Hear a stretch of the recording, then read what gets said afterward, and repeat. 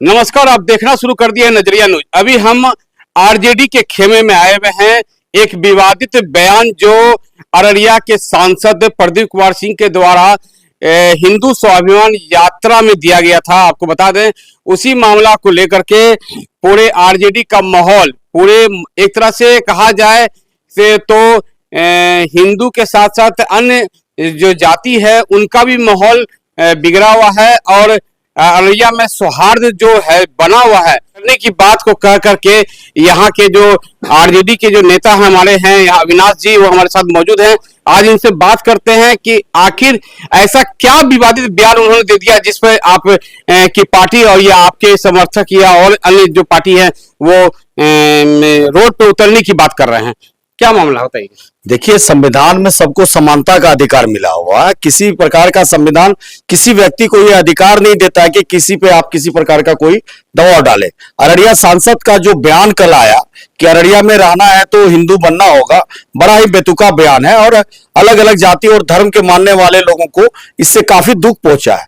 आप संवैधानिक पद पे हैं, आप अररिया के माननीय सांसद हैं, यहाँ के हर जाति और धर्म के लोगों का मतदान के बदौलत आपने यहाँ जीत हासिल की है, तो आपको इन बातों को और अपनी गरिमा का ध्यान रखना चाहिए। आप ये तय नहीं कर सकते कि अररिया में कौन रहेगा, भारत में कौन रहेगा, बिहार में कौन रहेगा। ये तय करने वाले आप नहीं है, ये तय कानून करती है, ये तय हमारा न्यायालय करता है, ये तय जो हमारी संवैधानिक अधिकार, जो संवैधानिक ताकत भारत के हर नागरिकों को मिला हुआ है वो तय करती है। आप अगर इस तरह का बयान देते हैं तो सीमांचल का जो गंगा जमुनी तहजीब है, जो हम लोगों की आपसी भाईचारगी है, जो हमारा सामाजिक सौहार्द है और जो हमारी साझी विरासत है, उसको बिगाड़ने का काम कर रहे हैं। आप सोची समझी साजिश के तहत, आप अपने दल के एजेंडा के तहत आप इस क्षेत्र में हमारे आपसी अमन चैन को बिगाड़ने का काम कर रहे हैं। हम आपके बयान का राष्ट्रीय जनता दल पूरी तरीके से पूरे दमखम के साथ विरोध करती है और मांग करती है,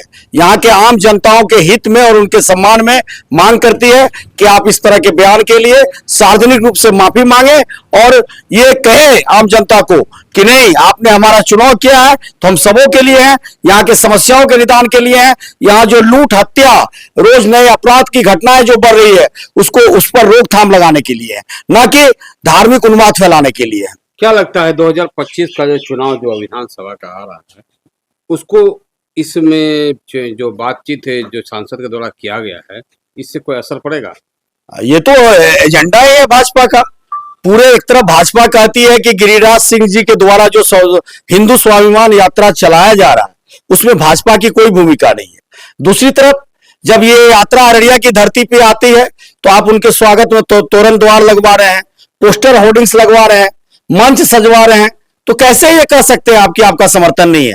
आपने कल का ये बयान देकर आप उनके मंच में अपनी हिस्सेदारी करके इस बात को प्रमाणित कर दिया कि ये भाजपा की सोची समझी साजिश है कि जो सीमांचल की धरती जो है अमन और भाईचारगी के लिए, गंगा जमुना तहजीब के लिए पूरे देश में प्रसिद्ध है, उसको बिगाड़ने का ठेका आप लोगों ने लिया है। हिंदुत्व के नाम पे, धर्म के नाम पे, मंदिर और मस्जिद के नाम पे यहाँ के अमन चैन और शांति को आप बिगाड़ना चाहते हैं, यहाँ के माहौल को खराब करना चाहते हैं ताकि आपको आने वाले विधानसभा में अधिक से अधिक लाभ मिले। लेकिन राष्ट्रीय जनता दल आपके इस मंसूबे को कभी पूरा नहीं होने देगी। हम निश्चित तौर पे सड़क पर उतरेंगे, आपके मंसूबे को बेनकाब करेंगे। अभी हमारे साथ है राजद के प्रदेश उपाध्यक्ष मंडल अविनाश आनंद से हमारी बातचीत हो रही थी और उन्होंने कहा कि चरणबद्ध आंदोलन के लिए वो हमेशा तैयार हैं।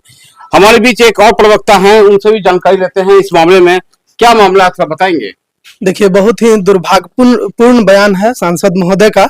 और पूरी अररिया की जनता जो गंगा जमुनी तहजीब के लिए जानी जाती है और यहाँ की साझी विरासत को आगे बढ़ाने का काम कर रही है, ये सौहार्द को बिगाड़ने का जो उन्होंने ठेका ले रखा है और इस तरह का दुर्भाग्यपूर्ण बयान जो उन्होंने दिया है, यह संविधान की धज्जियां उड़ा दिया उन्होंने। और यह बाबा साहब जो संविधान हम लोगों को दिए, ये उसका अपमान है और मैं इसकी कड़ी निंदा करता हूं। और भारतीय जनता पार्टी को तो स्वयं ऐसे सांसद पर कार्रवाई करना चाहिए। और आदरणीय नीतीश जी जो जेपी लोहिया कर्पूरी जी की विरासत को आगे बढ़ाने का दावा करते हैं और अपने आप को उनका दत्तक पुत्र बताते हैं, ऐसी स्थिति में जो है जनता अब उनके मंसूबों को जान चुकी है। वही भारत स्वाभिमान ये जो है हिंदू स्वाभिमान यात्रा श्री गिरिराज सिंह जी निकालते हैं। उन्हें ये बताना चाहिए जिस अररिया की पावन भूमि पर गौ पशु वधशाला उन्होंने खुलवाने का काम किया है, क्या इससे हिंदू के स्वाभिमान को आंच नहीं आई? क्या इससे हिंदू स्वाभिमान को ठेस नहीं पहुंचा?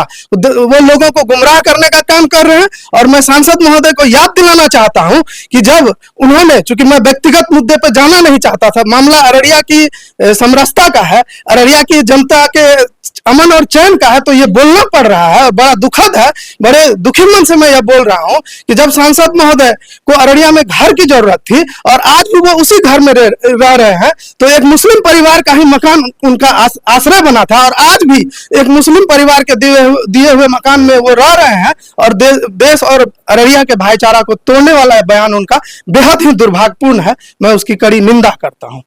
रामनारायण विश्वास, जिला प्रवक्ता, राष्ट्रीय जनता दल अररिया। तो आपने देखा कि आरजेडी खेमे में गर्मा गर्मी का माहौल चालू हो चुका है और इस तरह के जो विवादित बयान भाजपा के सांसद अररिया के जो हैं प्रदीप कुमार सिंह के द्वारा दिया गया है, इससे अररिया में जो माहौल जो है वो काफी बदल गया है। एक तरफ हत्याओं का माहौल चल रहा है और एक तरफ गर्मा गर्मी बयान का माहौल चल रहा है। देखना यह है कि लोगों की विचारधाराओं में क्या प्रभावित होता है और क्या बदलाव होता है। नजरिया के लिए अररिया से विकास प्रकाश की रिपोर्ट।